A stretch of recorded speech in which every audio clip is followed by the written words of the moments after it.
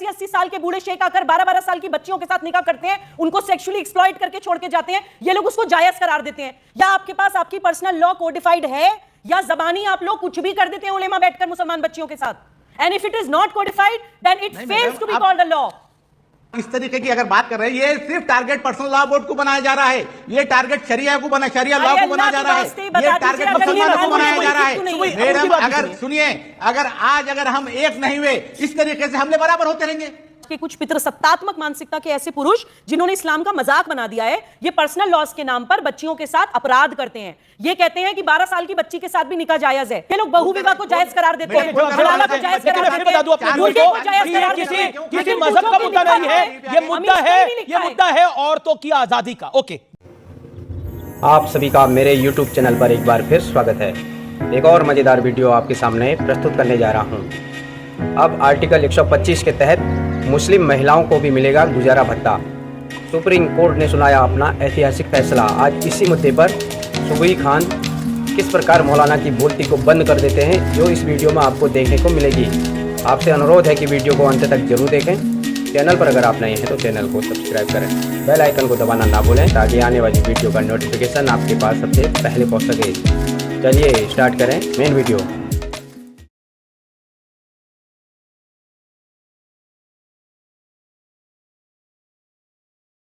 क्या आपके पास आपकी पर्सनल लॉ कोडिफाइड है, या जबानी आप लोग कुछ भी कर देते हैं उलेमा बैठकर मुसलमान बच्चियों के साथ? And if it is not codified then it fails to be called a law. इस तरीके की अगर बात कर रहे हैं, ये सिर्फ टारगेट पर्सनल लॉ बोर्ड को बनाया जा रहा है, ये टारगेट शरिया लॉ को बनाया जा रहा है, ये टारगेट मुसलमानों को बनाया जा रहा है।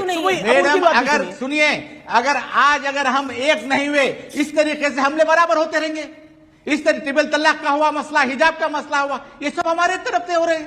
अगर हम एक नहीं हुए, इस तरह के हमले होते रहेंगे। आप मेरे को बताइए, ये क्या है? भारत की सुप्रीम कोर्ट का मसला था, हम एक नहीं हुए तो इस तरह के हमले होते रहेंगे।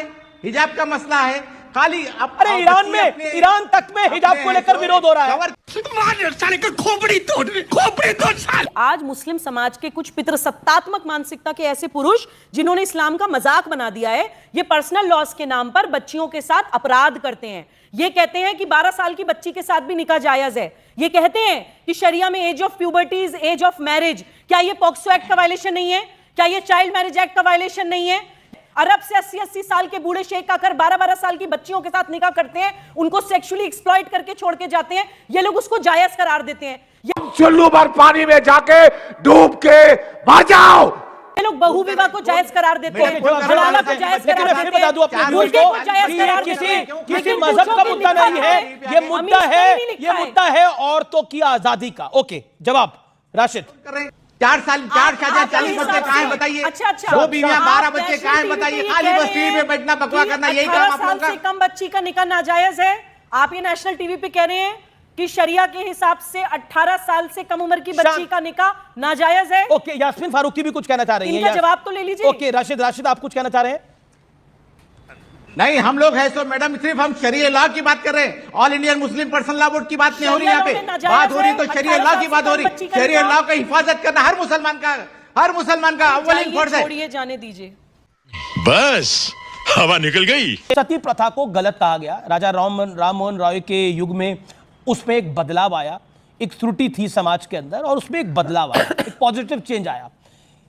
शाहबानो के केस में वो एक पॉजिटिव चेंज आ सकता था, लेकिन तुष्टीकरण के कारण वो पॉजिटिव चेंज कांग्रेस की सरकार ने उस समय के शासन ने नहीं आने दिया।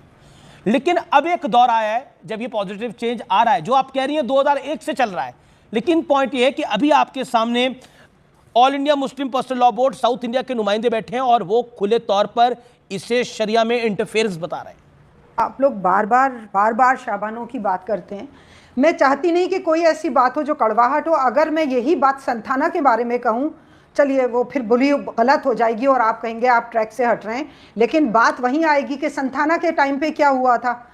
मैं सिर्फ एक बात कह रही हूँ कि जब 2001 से आपको भत्ता मिल रहा है, गुजारा भत्ता, तो ये डिबेट ही क्यों है? आपको करना है, आप जो करना है करिए। और ये मैं दावे से कह रही हूँ क्योंकि अमित जी, मैंने खुद ने 10 साल काउंसलिंग की है फैमिली कोर्ट में, और मैंने देखा है कि हर मुस्लिम महिला को भत्ता मिला है और उसके बाद अगर किसी के शौहर ने तो नहीं दिया अगर है तो कोर्ट उसे दे रहा है, जेल भी तो हुई अगर कोर्ट कह रहा है और कि अब उनका लीगल अधिकार है, तो फिर उसमें हर्ज क्या है?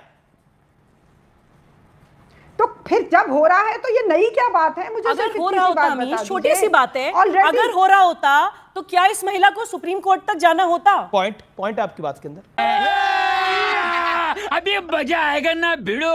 वो औरत कोर्ट नहीं गई है, औरत ने दावा किया है और औरत को मेंटेनेंस बंधा है। औरत अपने उसके आप को बाद डिफेंड against करने में के वो लिए तो आदमी सुप्रीम गया कोर्ट है। तक गई ना। एक 10,000 रुपए महीने की राशि अरे लेने के नहीं। लिए उसको अपनी लड़ाई भारत के सर्वोच्च न्यायालय तक लड़नी पड़ी। बात सुन लीजिए। वहां पर खड़ी है मुसलमान बच्ची पूरी बात आज के मेरी समय सुन में लीजिए। 21वीं सदी में मेरी एक बात सुन सिविलाइज लीजिए। सोसाइटी में, और हम लोग पढ़े लिखे मुसलमान चिल्लाने महिला से होने के बात में नाते वजन नहीं उन आता। बच्चियों के साथ खड़े नहीं हो अच्छा ठीक पाते। है, तो यास्मीन जी, यास्मीन अपनी बात को रख लें। यास्मीन जी, ओके, सुबह होल्ड ऑन। यास्मीन जी, मेरी बहन उस केस को पूरा पढ़िए।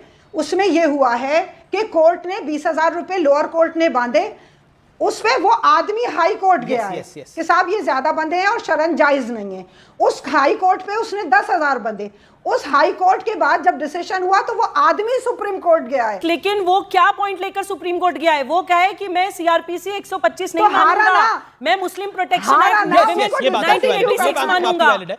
वो संथाना कानून पे जो बात कहता है कर सिर्फ लीजिए। 3 महीने तक मेंटेनेंस संथाना दी पे क्यों नहीं बात जाएगी। वो करते? कानून जो कहता है कि सिर्फ 2 साल तक अपने बायोलॉजिकल बच्चे का भरण पोषण करेगा पिता। मेरा मानना है कि ये धार्मिक लड़ाई तो है नहीं, ये धार्मिक विषय भी नहीं है, ये एक सामाजिक विषय है। तो इसको धार्मिक विषय में क्यों तब्दील किया जा रहा है?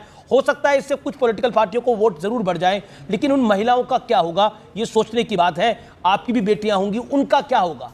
कभी ईश्वर ना करे कोई कुछ गलत बात हो जाती है तो फिर क्या होगा उनका आगे भविष्य? समझ रहे हो? समझ रहे हो आप? समझ रहे हो?